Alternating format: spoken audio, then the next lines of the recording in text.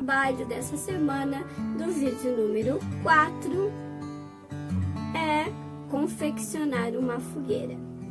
Essa minha fogueirinha aqui, ela tem, eu usei e forrei aqueles rolos de papel higiênico, de papel toalha, e fiz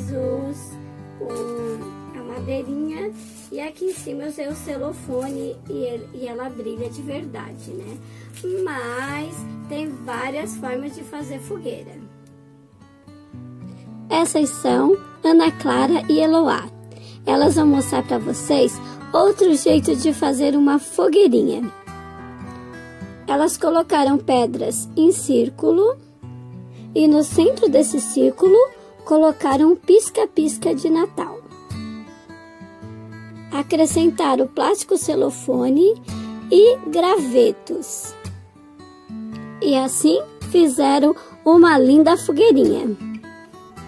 Faça sua fogueirinha e convide a família para brincar de acampamento. Mas lembre-se, fogo de verdade é perigoso.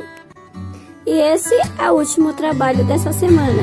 Tchau, gente!